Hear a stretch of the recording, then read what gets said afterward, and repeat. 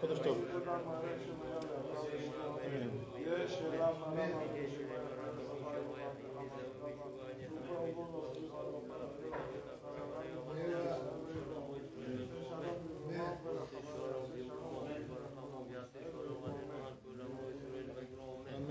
חודש טוב רבותיי. סדר חז"ל, מסכת מגילה, מי שנכנס אדר מרבים בשמחה. So now we have Adar Bet coming in. So we have to do maybe 2 times the simcha, right, Rabbi? Adar Bet 2 times. So try to do more simcha than you did last time, right? Whatever, something like that. Okay, I'm joking a little bit, but anyway, right? The point is that this is the real Adar. The other one is just the Tosefet. It's additional. But this is the real Adar. So what does that mean, the real Adar? We're doing Purim now, and we're doing the holiday and everything, the whole thing like it's supposed to be. And also the Parshiot, right, that we do. The Tosafot, the Parshiot that we do for Kriyat Torah on Shabbat. We already did Parshat Shkalim last Shabbat, right? And now we're going to do, B'ezrat Hashem, next week we'll do Zachor before Purim, Parshat Zachor. So I want to tell you something interesting, right? We said we have to be Marbeh B'Simcha. So one of the things, the best Simcha that most people usually choose is what? To do music, right? Music is makes everybody happy. But the truth is, there are halachot about music also. There are limitations. They can't listen to any kind of music, anytime, any place, anywhere. There's limitations about that. So one of the things, that says the Gemara, Masechet Brachot, says over there, called Isha Erva, that says that the woman's voice is Erva. It's considered to be, something which is attractive, right? Something which can arouse. It's arousing, right? Whatever, what do you want to call it, right? It's promiscuous, the voice of the woman. So this is the reason why the halakha says, that a person should not be listening to a woman's voice.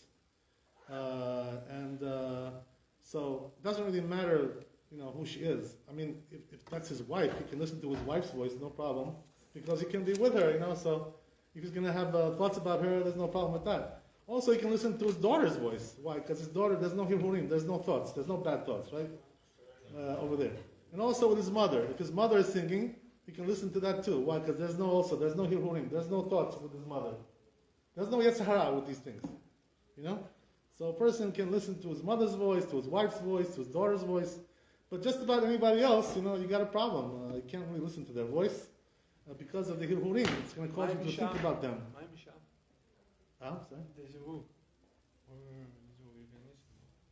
I'm sorry. The wife. We just said wife. Okay. Maybe you missed it. I'm sorry. Do you have your headphones on? No. Okay. Okay. God bless you. So sometimes I have my headphones on. I don't hear what people tell me. I don't know. I thought maybe you had your headphones on.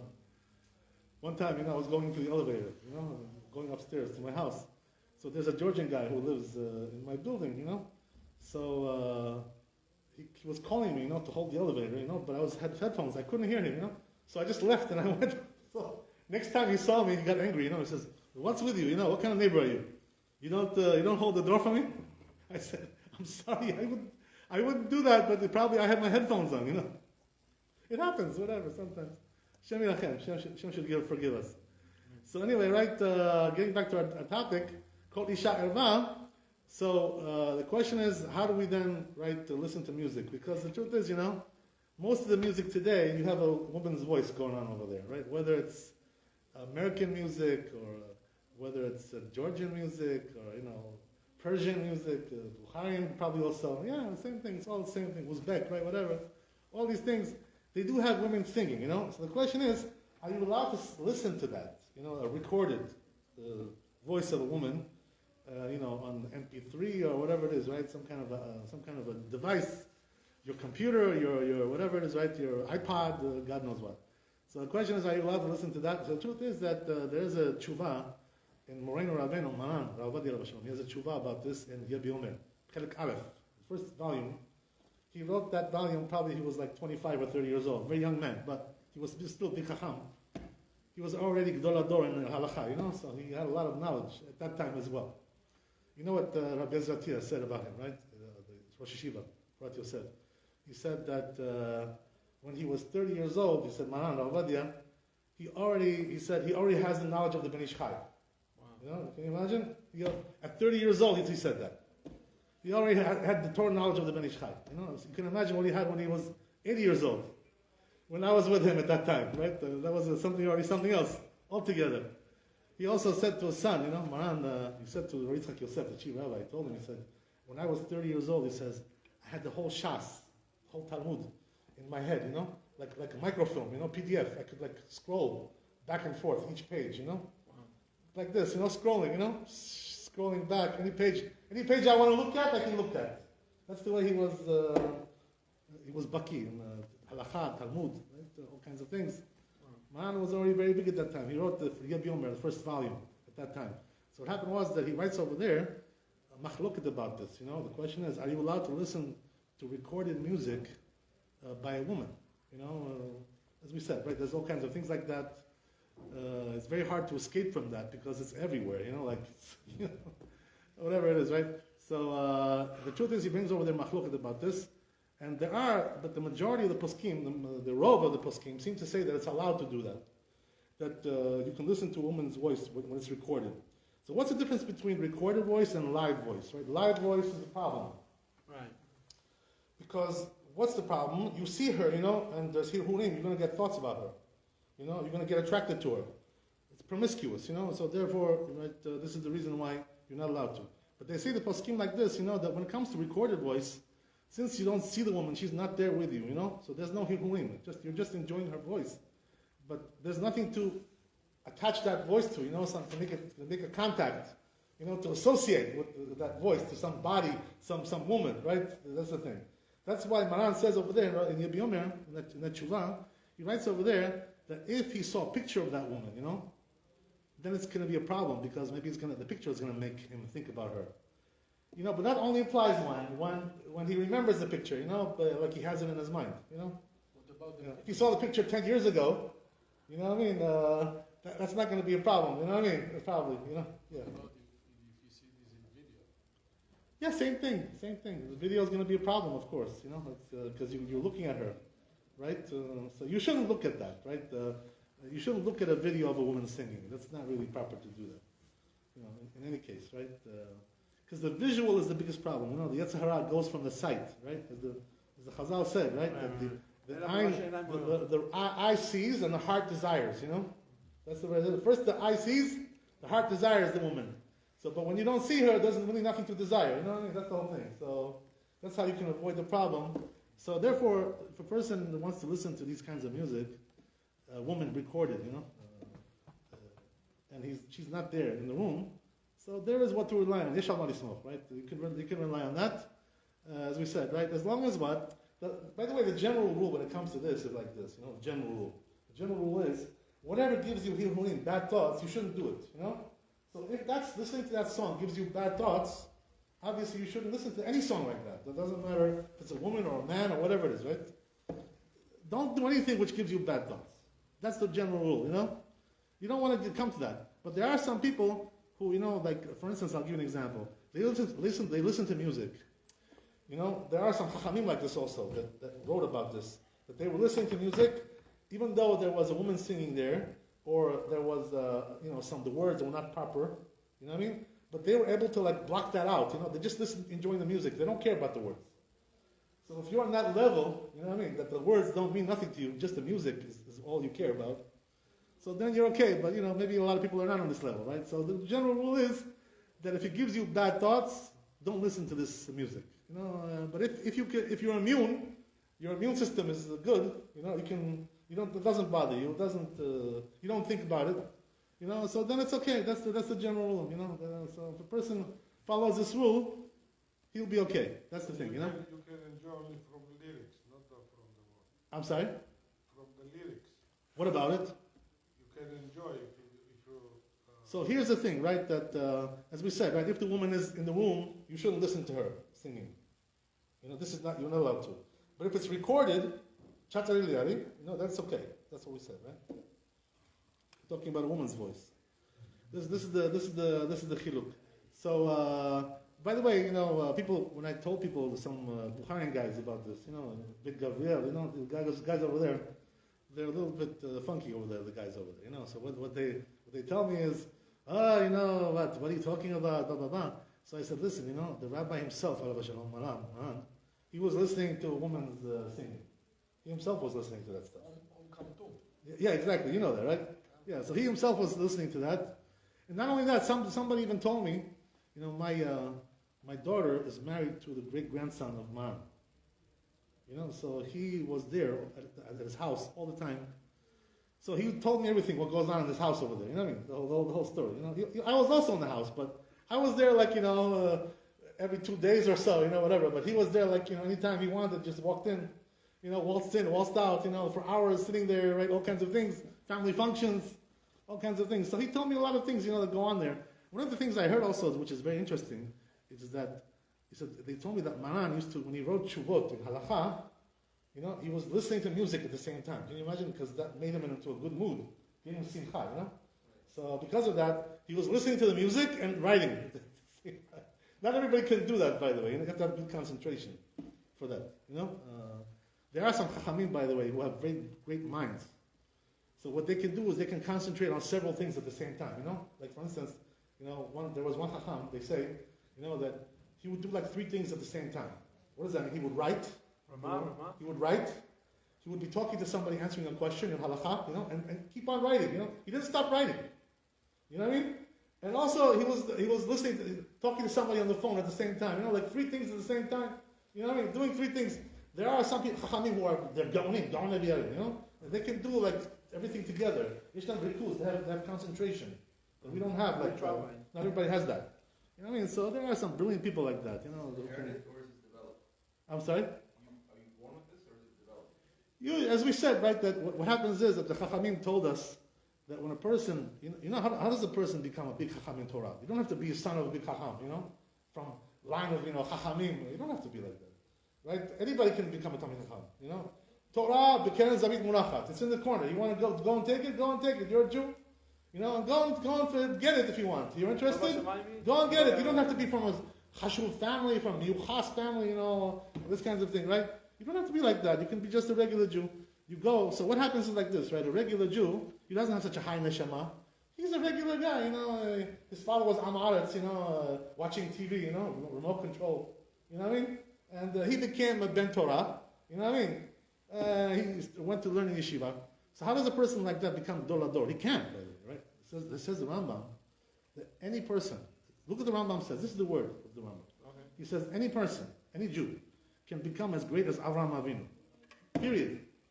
Don't tell me now, the Rambam meant something else. He didn't mean something else. That's what he meant. That's what he said. You can become like Avraham Avinu. Any Jew can become like that. So you don't have to be from Meyuchas, from David HaMelech, or anything like that. You can be like Abraham Avinu. Who was greater, David or Abraham? Abraham was greater, of course. The Avot were greater. There was nobody like them. David HaMelech did not come to them. He was not on that level. They say that when he did tshuva in the end, then he got to that level. Became one of the Avot. Also became the 4th leg of the chariot. They say when he did tshuva after the sin of Bathsheba, then he got to that level. In the end, right? You know what the story is, right? They say that HaKadosh Baruch Hu tested him in the end, if he really did tshuva or not. How did he test him? So what happened was, right, that he had a disease in the end when he was dying, he was 7 years old. He fought a lot of wars, so his body was very tired. Cold. Yeah, he was he was blown away, smithereens, He must have been in Ukraine over there, right, fighting against Putin, right, over there. So, Shem Yinachem, right? So what happened was that he was old, and his body couldn't stay warm. He had a problem with his body temperature. He couldn't keep his temperature. So the Chachamim, can you imagine these Chachamim? They said the only thing that will help him, this guy, to stay warm, is to have a woman lying next to him, a young woman, virgin, has to be a virgin girl. Can you imagine? Avi. So it has to be a virgin girl. Why a virgin girl, by the way? Why can't it be his one of? He already had 18 wives. So let all his wives come, 18 of them, and cover him like this, Keep him warm. What's the problem? Why is one virgin girl, Kalishvili, Betula, better than 18 wives? Anybody know what the answer is? So the answer is, they say the Chazal, is because the Betula, the virgin, has a warmth in her body that a Be'ula doesn't have. They have a special warmth in their body. You know? That's their nature. So because of that, you have to bring a Betula. So what happened was, right, that they said, okay, well, what Betula we're going to bring? So, no problem, right? You can find somebody who wants to lie with the king in the bed. No problem, You'll find a woman like that any time, any place. To be with the Melech, what are you kidding me? Right? She'll jump on that. But the problem was he already had 18 wives, so he wasn't able to take any more. This is the limit, you know what I mean? A Melech is not allowed to take more than 18 wives. This is the limit. A regular Jew, by the way, can take more. He can have 100 wives. A regular Jew. Right? According to the Torah. Today we don't do that, obviously, right? We don't do that today. But the Melech has to take only 18. Chai, right? Chai. That's it. That's all he gets. Right? So the problem was, he already had 18 wives, David HaMelech at that time. So he couldn't take any more. Unless he divorces one of them, he doesn't want to do that. It's not nice, to divorce one woman for what? What did she do wrong? She burnt the chalent, for Shabbat? What did she do? Why would you want to divorce? There's no reason for that. So what happened was, right, that they said, you know what? Let her just lie there with him, and no relations, no physical relations. Just lie there, So I guess she was like a pilegesh, That's what she was, She wasn't really living with him sexually, just lying there in the bed with him. Nothing more. That's what it was, So here's the thing, right? So the story goes like this, right? There's a funny story about that. Brought down in the Midrash. They say, right, that one of his wives, Batsheva, who was the mother of Shlomo HaMelech, right? So she was a very big tzaddiket, Batsheva. So what happened was that Batsheva came to David, and she wanted to, to make fun of him a little bit, shakir over there, joking around, joshing around. So you know what Batsheva told David? He says, no, what, you brought a new girl, huh? He says, but it looks like, you're too old, right? You can't live with her, you poor guy, right? You must be already, over the hill. Huh? She made fun of him a little bit, like that.